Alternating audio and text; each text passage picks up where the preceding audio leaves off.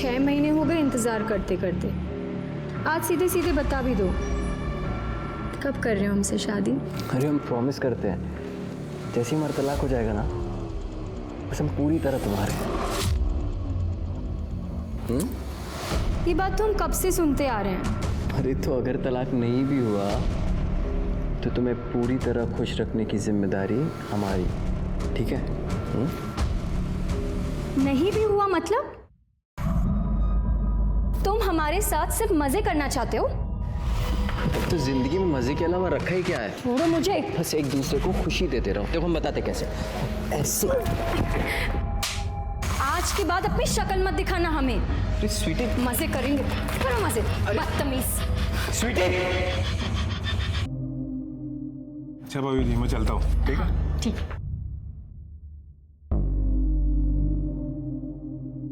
उड़ा लिए गुलछर्रे अपने बॉयफ्रेंड के साथ। इसे बहुत फट्टू है, हमें आते देखते ही भाग गया। अरे आप कैसी बातें कर रहे हैं? उसने नई गाड़ी ली है इसलिए वो मिठाई देने आया था। अच्छा, अगर हम अभी घर नहीं आते ना तो उसके साथ कार में घूमने जाने का भी प्लान था ना? बोल।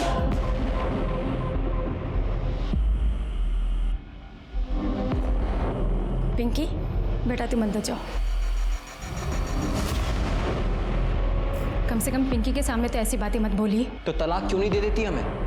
उसके बाद जितने मर्दों के साथ गुलछर्रे उड़ाने हैं ना, उड़ाते रहना। गुलछर्रे हम नहीं, आप उड़ाते हैं बाहर।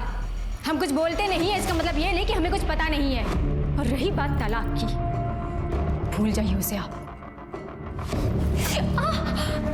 कीचड़ उछालती हो हम पे, हाँ? और तलाक को कैसे भूल जाए? तलाक के पेपर पे तो हम तुमसे साइन लेकर रहेंगे। आपका मन हमसे भरा है और आपको तलाक देकर हम अपनी पिंकी की जिंदगी खराब नहीं कर सकते। और अगर आपको तलाक चाहिए तो ये घर और गांव की प्रॉपर्टी मेरे और पिंकी के नाम आप कर दीजिए।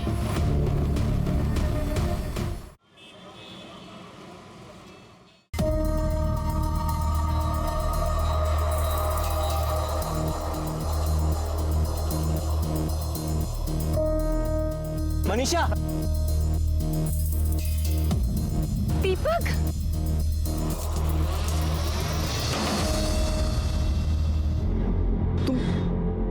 तुम यहाँ कैसे? पूरे 11 साल बाद मिल रही हो तुम्हारी शादी के बाद। हाँ? अरे मैं तुम्हारे पुराने पति पे गई थी, फिर पता चला कि तुम वहां पे रहते ही नहीं हो। वो तो 4 साल पहले ही छोड़ दिया, लेकिन तुम यहाँ कब आई?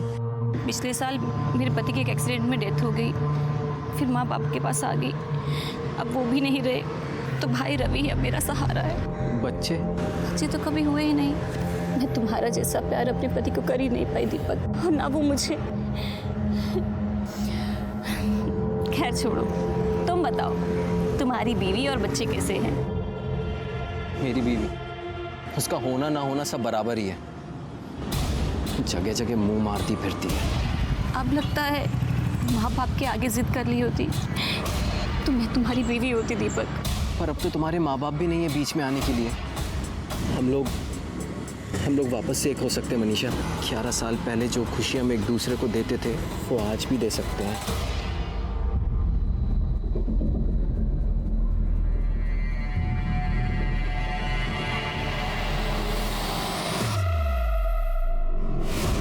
सुनिए सुनिए सुनिए जी। आपके पति दीपक वर्मा है ना जी। आपके पति को हार्ट अटैक आया है। क्या? उनको यहाँ के गवर्नमेंट हॉस्पिटल में एडमिट किया मैंने। आप कौन है? मैं उनके ऑफिस में काम करता हूँ, उन्होंने मुझे आपको लाने के लिए भेजा है। जल्दी आइए जल्दी आइए आइए। सीट बेल्ट बांध लो आप।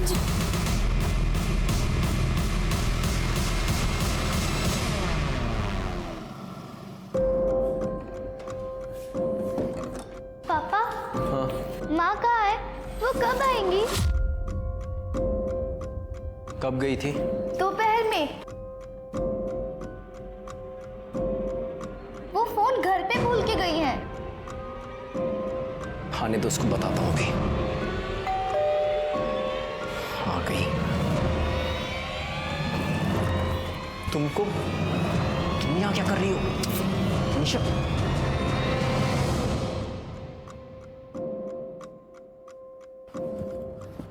बेटा आप अंदर जाके पढ़ाई करो। हाँ, हम बुलाते हैं।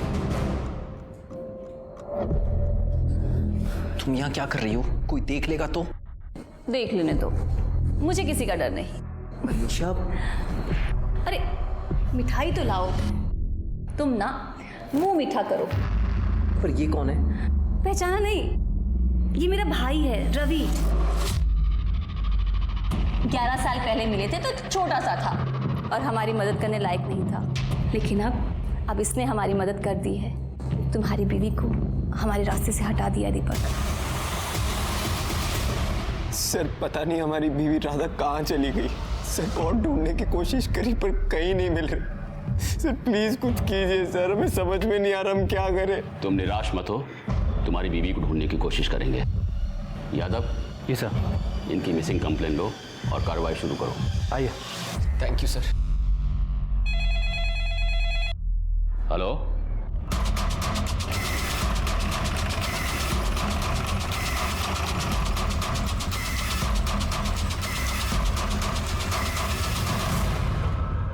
नाक बुलाओ। Okay sir. मनीषा अपना खोया हुआ प्यार हर हालत में पाना चाहती थी, इसलिए उसने एक हत्या की साजिश रची। वहीं दीपक, जब उसे अपनी पत्नी की हत्या के बारे में पता लगा तो पुलिस के पास जाने के बजाय उसने मनीषा का साथ दिया। दीपक और मनीषा ने स्वार्थ में सारी हदें पार कर दी थी, लेकिन इसमें राधा का क्या दोष था? और पिंकी, वो छोटी सी बच्ची, इतनी छोटी सी उम्र में उसके सर से उसकी माँ का साया छिन गया। लेकिन ये कहानी यहीं खत्म नहीं होती। इस कहानी में एक नया मोड़ आना अभी बाकी था।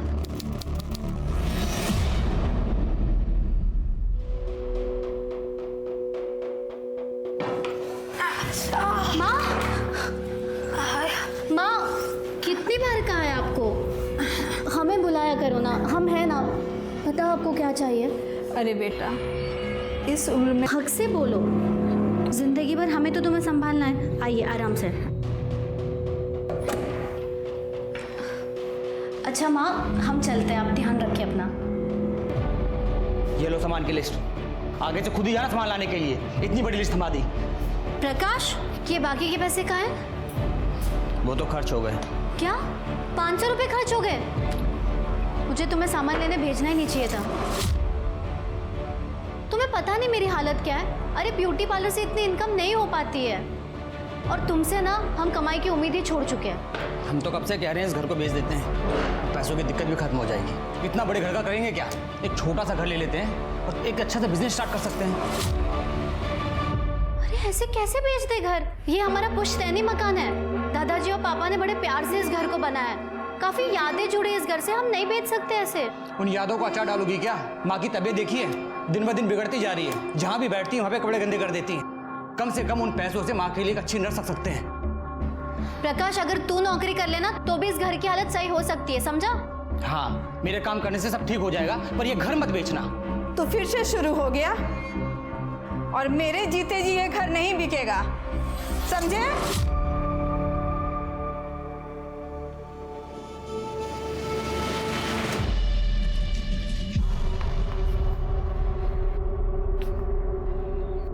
अरे राजू, प्रीति दीदी, हाय। पढ़ाई कैसी चल रही तुम्हारी? अच्छी चल रही है दीदी।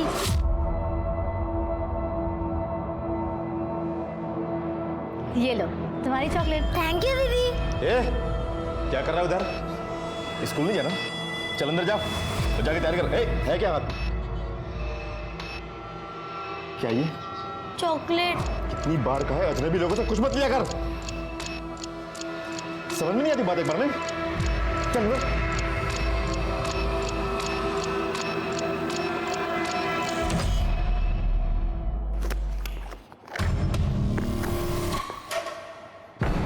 सुन, पता है ना माल किसको पहचाना है? पता है चाचा, लेकिन कल तो ऐसा लग रहा था कि पुलिस वाले अंकल हमें पकड़ लेंगे। चुप कर। छोटे बच्चे पर कोई शक नहीं करता। काम करेगा तो खाना मिलेगा, नहीं तो बहुत मार खाएगा। समझ में आ रही बात? ठीक है। चल फटाफट दे क्या। शाबाश।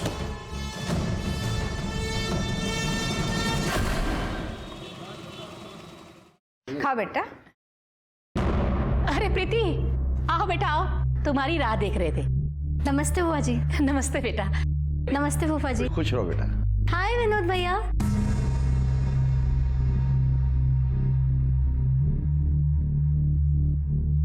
मैं ना कहती थी कितनी अच्छी जोड़ी लग रही है दोनों की। जोड़ी? ये सब क्या चल रहा है माँ? हमें कुछ समझ नहीं आया। अरे प्रीति बैठ बैठ। वो क्या है ना प्रीति, विनोद हमें बहुत पहले से कह रहा है कि हमको प्रीति से ही शादी करनी है। हमें तो कोई ऐतराज नहीं है। लेकिन माँ हमें ऐतराज है।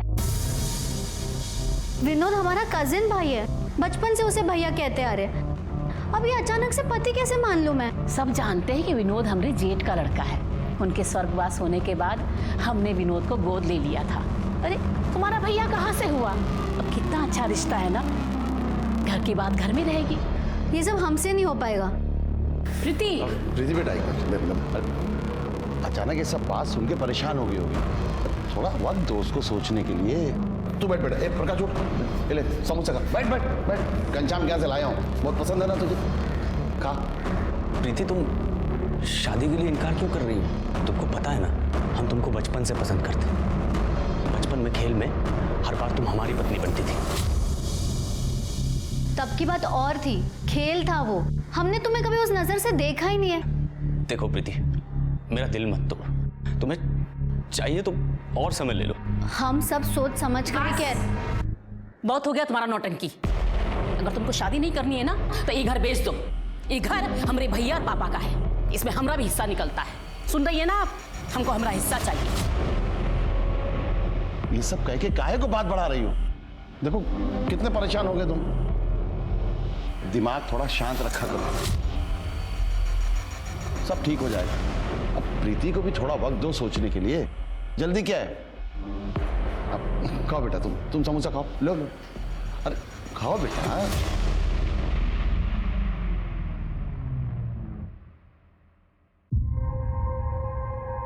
Okay thank you.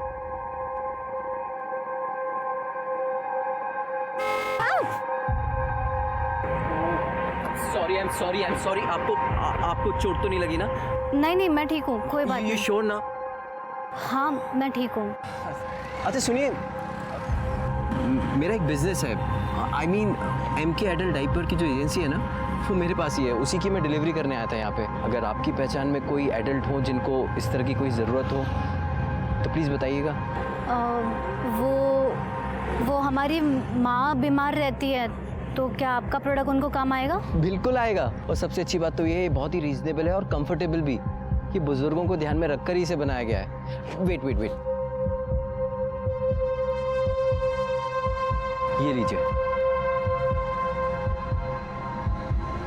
ठीक है, कितने पैसे हुए? नहीं, ये तो सैंपल है। आप इसे लेकर जाइए, अपनी मम्मी को बोलिए इसे इस्तेमाल करें। अगर वो कंफर्टेबल होंगी तो नेक्स्ट ऑर्डर आप जब देंगी ना तब मैं पेमेंट ले लूँगा। ओके ठीक है, थैंक यू। आपका पता? जी वो कस्टमर फॉर्म भरवाना पड़ता है ना, ये देखिए। अच्छा लिखिए। Thank you.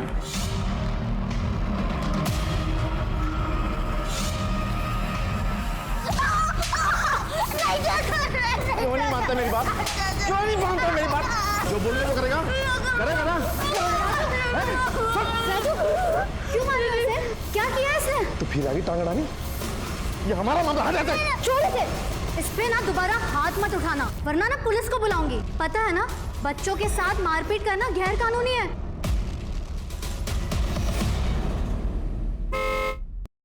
प्रीति जी। ओह हाय।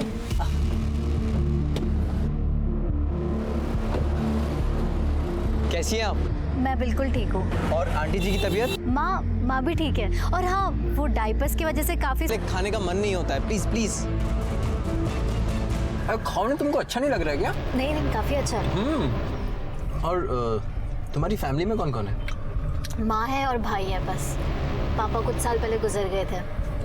और आपकी फैमिली में कौन कौन है? मेरी जिंदगी में बताने लायक ऐसा कुछ है नहीं। माँ बाप बचपन में ही गुजर गए थे। और बीवी बच्चे?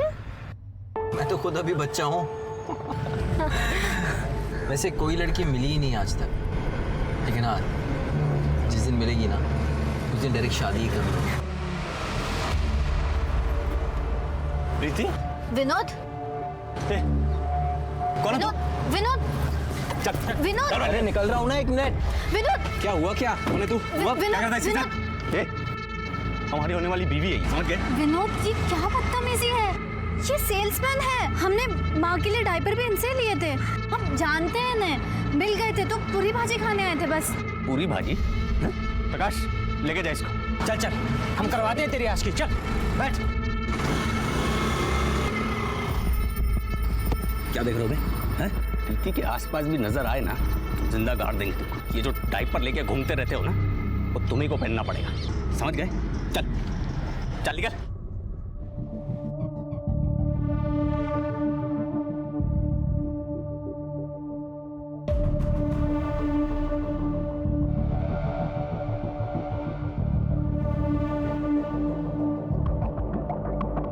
वो ब्यूटी पार्लर के बाहर इंतज़ार करने के बजाय तुम्हें फ़ोन करें तो चलेगा ना?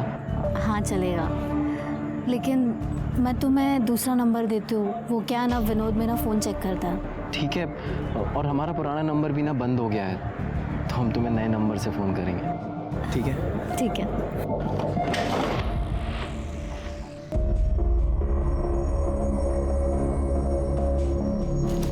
भैया दिन में ये सप्लाई का काम और रात को चौकीदारी, दो काम करके दिमाग भर आ गया है। पर क्या करें, परिवार के लिए सब करना पड़ता। ये चंदन फ़ोन दे जरा अपना। क्या बात, नहीं लौड़िया पटाई होगा? भैया मौज तो आप ही ले रहे हैं, आज ये कल वो परसों कोई और हैं? हाँ, वो हम मनोहर लॉज जा रहे थे क्लाइंट से मिलने के लिए। अगर तुम फ्री हो तो वहीं आ जाओ, वहीं से फिर घूमने चलेंगे।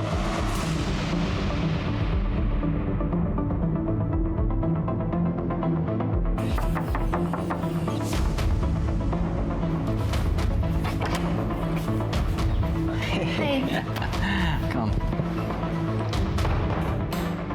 दीपक, तुम्हारा क्लाइंट कहाँ है?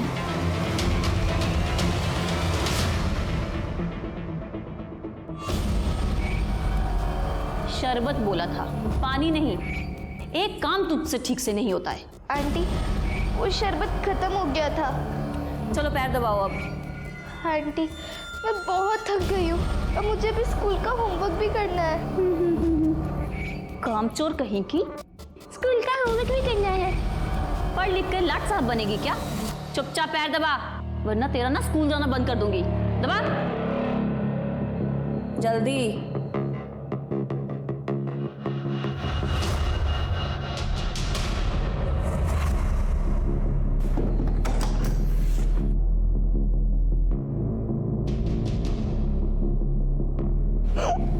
क्या हुआ? पापा, आंटी मुझसे बहुत काम करवाती है, मुझे होमवर्क भी नहीं करने देती। बेटा वो तुम्हारी माँ है, माँ की तो सेवा करनी चाहिए ना। चलो जाओ, अभी अंदर जाओ, और आगे से ना इन सब बातों के लिए मुझे परेशान मत करना, ठीक है? चलो जाओ। आज भी खाना बाहर से खाकर आए हो दीपक? अरे आज भी ज्यादा काम था इसलिए बाहर ही खा लिया। दीपक, जब से मैं प्रेग्नेंट हुई हूँ तुम मुझे अच्छी तरह देखते भी नहीं हो। तुम्हारा कहीं बाहर चक्कर तो नहीं चल रहा है ना? कितना शक करती हो तुम? हम अभी भी सिर्फ तुमसे प्यार करते हैं, और अगर सबूत चाहिए तो चलो अंदर। अरे इस हालत में नहीं दीपक, डॉक्टर ने मना किया है। तुम्हारे ना यही नखरे पसंद नहीं है मुझे। दीपक,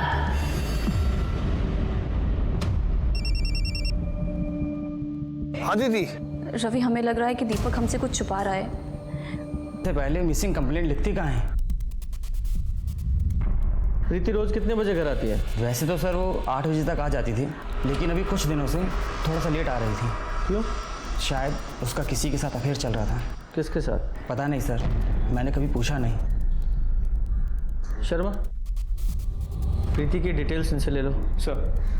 तुम्हें किसी पे शक है? प्रीति का किसी से कोई झगड़ा या अनबन थी? विनोद कहने के लिए हमारा कज़न है, वो प्रीति से शादी करना चाहता है, पर प्रीति उसे शादी नहीं करना चाहती है।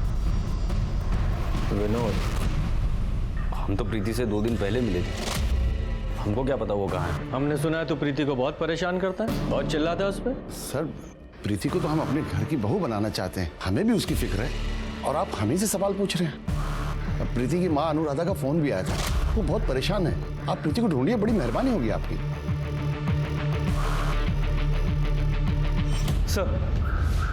सर प्रीति के मोबाइल रिकॉर्ड्स, उसके मोबाइल की लास्ट लोकेशन संगटा जंगल के आसपास की है, जिसके बाद उसका फ़ोन स्विच ऑफ हो गया। सर कॉल रिकॉर्ड्स में भी कुछ सस्पिशियस नहीं मिला है, ना कोई लेट नाइट कॉल्स, ना कोई ऐसे कॉल जिस पे बहुत देर तक बातें हुई। सभी कॉल्स या तो काम से रिलेटेड थी या तो फैमिली के साथ।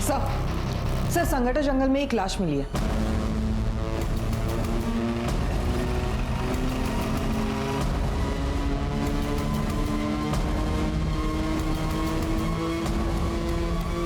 बजे के बीच हुई है।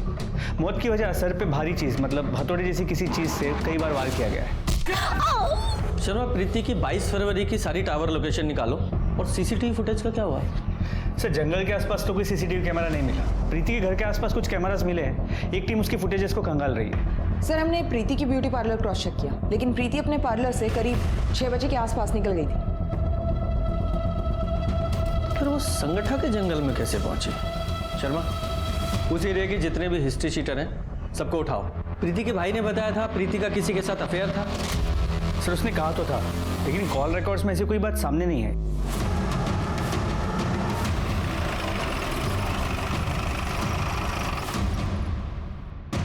सर, माँ, घर की तलाशी लो। सर क्या ढूंढ रहे हैं साहब? किस चीज की तलाशी? सर क्या ढूंढ रहे हैं आप? तलाशी के बाद बताते हैं।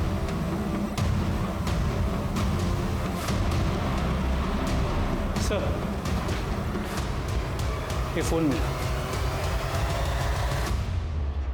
ये फोन किसका है? ये तो प्रीति का ही फोन है, पर सर वो इसे इस्तेमाल नहीं करती थी।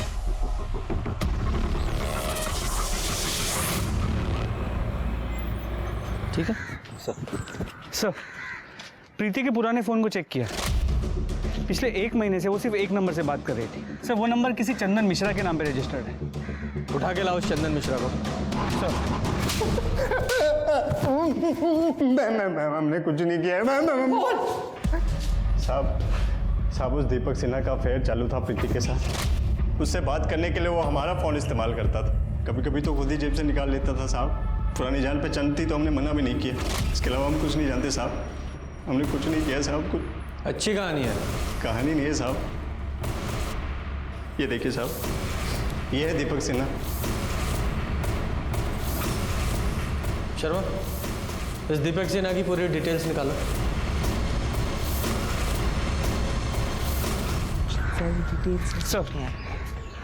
सर दीपक सिन्हा के बारे में कुछ इंपॉर्टेंट बातें पता चली। दीपक सिन्हा की 2 शादियां हुई। उसकी पहली बीवी राधा 8 महीने पहले 14 जून को अचानक से गायब हो गई। दीपक सिन्हा ने शिवनगर पुलिस स्टेशन में उसकी मिसिंग कंप्लेंट भी दर्ज की। लेकिन सर ताज्जुब की बात यह है कि राधा के गायब होने के 1 महीने के अंदर दीपक ने दूसरी शादी कर ली, मनीषा के साथ। इंटरेस्टिंग। सर अभी दीपक मनीषा और अपनी पहली बीवी से हुई बेटी पिंकी उनके साथ शिवनगर में ही रहता है। शर्मा, शिवनगर पुलिस स्टेशन में जाके पता करो कि राधा मिसिंग केस का क्या हुआ। सर जिस दिन दीपक ने राधा की मिसिंग कंप्लेन लिखाई थी उस दिन कमला नगर में एक जली हुई लाश मिली थी। चेहरा पूरी तरह जला हुआ था। पोस्टमार्टम रिपोर्ट से पता चला 25 से 30 साल की औरत थी। गला घोटकर उसको मारा गया। मैंने कुछ लोगों को बुलाया था बॉडी की शिनाख्त के लिए।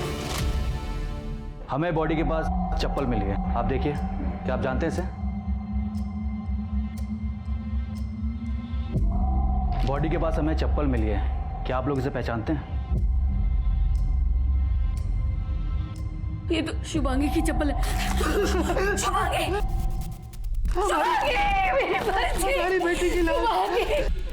नहीं सर, ये हमारी बीवी नहीं है सर। ये इन्हीं की बेटी होगी सर। पता नहीं हमारी राधा के साल में होगी। राधा मिसिंग केस तो अभी भी ओपन है, लेकिन राधा का अभी तक कुछ पता नहीं चला। आपने बॉडी की डीएनए टेस्ट करवाई थी? नहीं, हमने डीएनए सैंपल लिया था, लेकिन चौबे फैमिली ने जब बॉडी की शिनाख्त कर ली तो हम लोगों ने बॉडी उनको सौंप दी। वेरी गुड शर्मा, ये डीएनए प्रिजर्व है। ये तो हमारे लिए बहुत अच्छी खबर है। इस चौबे दंपति को ढूंढो, उनकी ज़रूरत पड़ेगी। तब तक मैं इस दीपक की खबर लेता हूँ। Okay sir. प्रीति? कौन प्रीति सर? मैं किसी प्रीति को नहीं जानता सर। नाटक बंद कर। वो चंदन है ना तेरा सिक्योरिटी वाला, सब उगल दिया उसने। तेरा अफेयर था ना प्रीति के साथ। दीपक, ये सब क्या है? इंस्पेक्टर सर क्या बोल रहे हैं? 22 फरवरी की शाम को 6 से 8 बजे के बीच कहाँ था तू? मैं तो ऑफिस में ही था सर। अच्छा, क्या सबूत है? सर सबूत तो हम खुद हैं। सर हमारा प्रीति के खून से कुछ लेना देना नहीं है सर। मैंने खून कब कहा? मैंने तो ऐसा कोई आरोप नहीं लगाया।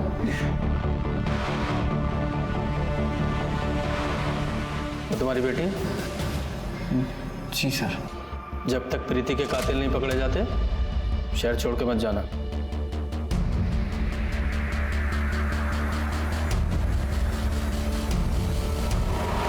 आपकी बेटी शुभांगी के केस के बारे में आपसे बात करनी थी। उसका कोई फोटो है आपके पास? जी सर, हम बहुत परेशान थे। हमने उस चप्पल को देखकर उस जली हुई लाश को अपनी बेटी मान लिया था, लेकिन सर हमें लगता है कि हमारी बेटी आज भी जिंदा है। ऐसा क्यों लगता है आपको? पिछली दिवाली को एक फ़ोन आया था और उस फ़ोन पे एक लड़की के रोने की आवाज़ आ रही थी और सर वो लड़की मुझे पापा बोल रही थी, लेकिन सर अचानक से ही कॉल कट गया। हमने उस नंबर पर कई बार कॉल किए पर किसी ने फ़ोन नहीं उठाया। हमें लगा ये हमारा वहम है। उस वक्त भी हमें शक था कि शुभांगी किसी लड़के के साथ भाग गई है। पूजा जरा चेक करो इन लोगों का शक सही है या नहीं। सर शर्मा इन दोनों के डीएनए सैंपल ले लो और जरा मैच करा के देखो। सर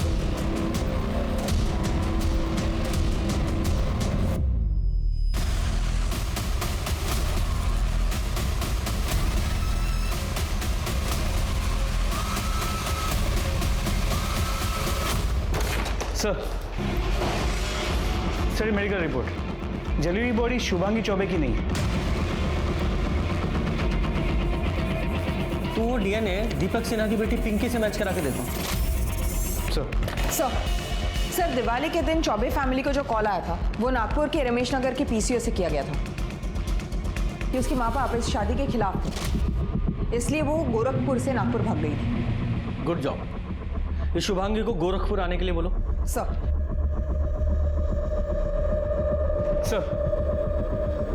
कुछ जली हुई बॉडी का डीएनए दीपक की बेटी पिंकी के डीएनए से 50% मैच करता है। वो बॉडी राधा की ही थी। सर एक और सस्पिशियस बात पता चली, दीपक और उसकी दूसरी बीवी मनीषा बहुत पुराने आशिक हैं और मनीषा का भाई रवि हिस्ट्री शीटर मारपीट के केस में अंदर जा चुका है। ये दीपक सिन्हा ने अपनी पत्नी राधा की मिसिंग कंप्लेंट 14 जून 2019 को दर्ज की थी ना? जी सर। ये मनीषा और उसके भाई रवि की 14 जून 2019 की डिटेल्स निकालो। चल बैठ। मैम आपको कोई गलतफहमी हुई है। मैं प्रेग्नेंट हूँ और इस हालत में मैं किसी का खून कैसे कर सकती हूँ? और वैसे भी उस दिन तो मैं डॉक्टर के पास गई थी। चुप, एकदम चुप रहे। 8 महीने पहले शिवनगर पुलिस को जिस औरत की जली हुई लाश मिली थी वो तेरी बीवी राधा की थी और ये बात साबित हो चुकी है। तू बताएगा या तेरे हलक से निकलवाऊं? साहब हमने नहीं मारा उसको साहब इसने मारा है उसको। साहब झूठ बोल रहा है। साहब मैंने किसी को नहीं मारा साहब। 14 जून जिस दिन राधा का मर्डर हुआ, तेरे मोबाइल के टॉवर की लोकेशन उसी एरिया की थी जहां हमें उस औरत की जली हुई बॉडी मिली थी। पूरी इन्फॉर्मेशन है हमारे पास। साहब हमने कहा था ना साहब यही खूनी है साहब। साले कमीने तेरे लिए किया मैंने सब कुछ ये। हमारे लिए क्या है, अपनी बहन के लिए क्या? हमने कहा था राधा को मारने के लिए। मेरी बहन के नाम लगा तू। पैर से बीच में अब ये भी बताओ कि प्रीति और प्रकाश को क्यों मारा? साहब हम तो प्रीति से प्यार करते थे, हम क्यों मारेंगे उसको? साहब इसने ही मारा है साहब प्रीति को भी। अच्छा प्यार करता था तू? पहली बीवी को मारकर दूसरी शादी की और दूसरी बीवी के होते हुए तीसरी लड़की के पीछे पड़ा था तू। अगर तू प्रीति की जिंदगी में नहीं आता तो ये उसे नहीं मारता, जिंदा होती वो आज। साहब मैंने सिर्फ राधा को मारा साहब। आपके पति दीपक वर्मा है ना? जी। आपके पति को हार्ट अटैक आया और इस कैमरा के सामने वो करीब 7 बजे पहुंच रही है। मतलब सर उसे 25 मिनट लगे, लेकिन जब हमने इसके पहले के दिनों की फुटेज को कंपेयर किया तो ये डिस्टेंस कवर करने के लिए वो सिर्फ 10 मिनट ले रही थी। मतलब 15 मिनट के लिए ये प्रीति कहीं रुकी थी। लेकिन सर उस रास्ते पे सिर्फ एक बंद घर, वहाँ क्या करने गई हो? अब ये तो पता लगाना पड़ेगा।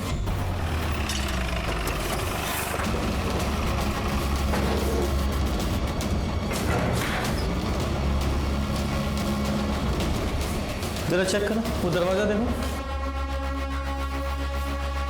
चलो जरा चेक करो।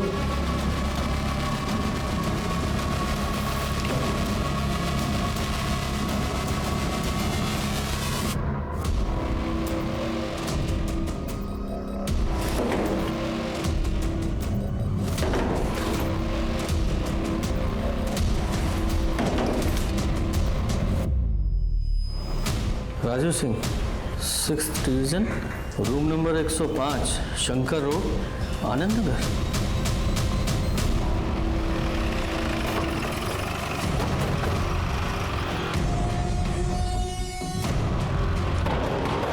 कौन है? बोलो। दरवाजा तोड़ दोगी? तलाशी लो जरा। सर हुआ क्या सर? ये क्या हो रहा है सर? ये सर मैं इज्जतदार आदमी हूँ, आप ऐसा कर नहीं सकते। इज्जतदार आदमी है तू?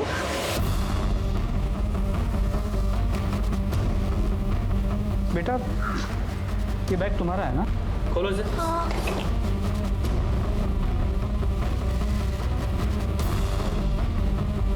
तुम्हारे बैग में ये कट्टा कहाँ से है? बताना कहाँ से आया? कट्टे स्मगल करने के लिए बच्चे का इस्तेमाल करता है तू? हैं? नहीं सर। बोल बोल। सर ये देखो क्या मिला। इज्जतदार आदमी है तू? ये है तेरी इज्जत? बेटा जरा 22 तारीख को पता चल जाएगा। थाने चल के तेरे हलक में से उगलवाएंगे। लेके चलो इसे। हेलो, ठीक है हम देखते हैं। सर मुन्ना खबरी का फ़ोन था। आनंद नगर के मनोहर लॉज में हर कमरे में कैमरा लगे हुए हैं। वहाँ कपल्स आते हैं तो उनकी रिकॉर्डिंग की जाए।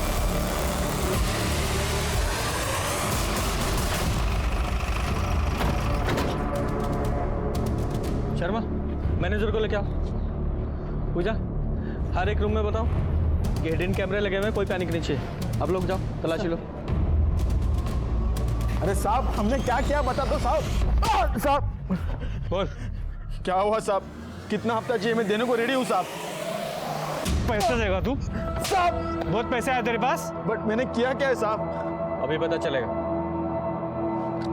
गुप्ता बाकी कमरे चेक करो। सर ये 2 कैमरास मिले हैं, बाकी कमरे चेक हो रहे हैं। क्या है ये? बोल साहब बोल वरना मार मार के टमाटर की तरह तुझे लाल कर दूंगा। बताता हूँ साहब, हम तो सिर्फ यहाँ पे काम करते हैं साहब। हमें कहा गया था कि सेक्स वीडियो रिकॉर्ड करके उसकी कॉपी बना के एक आदमी को भेजते रहे। वो आदमी हमें उस सेक्स वीडियो के बदले अच्छे पैसे देता है साहब। कौन है वो आदमी? कौन है वो आदमी? शर्मा जहाँ इन कैमराज की वीडियो रिकॉर्डिंग होती है वो हार्ड डिस्क रिकवर करो। सर मनोहर लॉज से जो हार्ड ड्राइव बरामद हुए थे उनमें कई सारे सेक्स वीडियोस मिले। सर उनमें से एक सेक्स वीडियो में प्रीति भी है। प्रीति?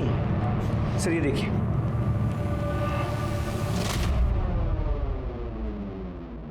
कोई नहीं है, सिर्फ मैं हूं तुम्हारा आशिक। प्लीज दीपक ये सब मत करो। अरे प्रीति प्यार करते हैं हम तुमसे। और कुछ नहीं होगा। दीपक प्लीज दूर जाओ। कुछ नहीं होगा प्रीति, मैं बोल रहा हूँ। दीपक मुझे छोड़ो।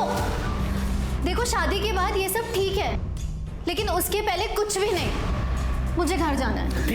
नहीं मुझे प्रीति हमारी बात सुनो। सॉरी अब गलती हो गई हमसे। प्यार करते हैं तुमसे इसलिए थोड़ा सा बहक गए थे, पर तुम्हारी मर्जी के बिना हम तुम्हें कभी हाथ भी नहीं लगाएंगे। सच कह रहे हैं। और जल्दी हम तुम्हारे घर आएंगे शादी की बात करने। सच? हाँ प्रॉमिस।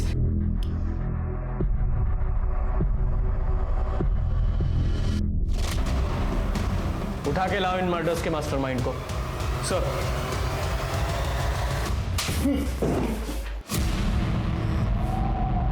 सीधे सीधे सच्चाई बताओगे या और मार खाओगे?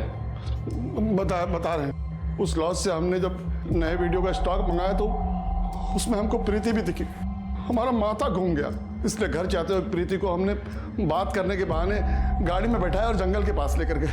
ये सब काम करती हो तुम? होटल में जाके रंगरलियां मनाती हो, कल को रास्ते में खड़े होकर धंधा करोगे। ये घटिया काम तुम्हें पसंद है पर मेरा बेटा नहीं। देखिए फूफा जी, हमसे ना तमीज से बात कीजिए, और ये हमारा पर्सनल मामला है, आप बीच में मत पड़िए। प्रीति तो जिसके साथ मुंह काला कर रही है ना होटल में, वो दीपक वर्मा शादीशुदा है। वो 2 शादी की है उसने। उल्लू बना रहा है तुझे। झूठ बोल रहे हैं आप। और ये वीडियो दिखा के आप क्या बताना चाहते हैं? लॉज में कैमरा लगा हुआ था ना, ये सब आपको कैसे पता चला?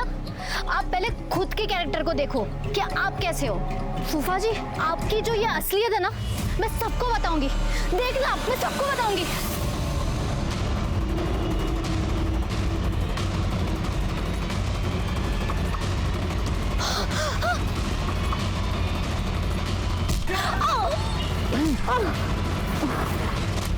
ये बात हमने अपनी बीवी को बता दी। पहले तो ये हम पे बहुत गुस्सा हुए, फिर इसको बदनामी का डर लगा तो। सुनो जी, हमको ना इस शहर छोड़कर चले जाना चाहिए। अरे पुलिस वाला बहुत होशियार होते हैं, अगर उनको पता चल गया कि प्रीति का खून आपने किया है तो जिंदगी भर जेल में सड़ोगे फिर। कितनी बार तुमसे कहा है कि ये बातें। हत्या के मामले में कोर्ट ने दीपक, मनीषा और उसके भाई रवि को दोषी करार दिया। हमने अक्सर लोगों को कहते सुना है कि किसी की सूरत देखकर उसकी सीरत का पता लगाया जा सकता है, लेकिन आज के जमाने में ये कहावत बिल्कुल लाजमी नहीं है। किसी पर भरोसा करना अच्छी बात है, लेकिन भरोसा करने से पहले उस इंसान को अच्छे से जांच लेना, परख लेना बहुत जरूरी है। सतर्क रहकर ही ऐसे दगाबाजों से हम खुद को बचा सकते हैं। तो अब मैं दिव्यांका त्रिपाठी दही आपसे लेती हूँ विदा। फिर मिलूंगी नई और सच्ची कहानियों के साथ। आप देखते रहिए क्राइम पेट्रोल सतर्क। जय हिंद।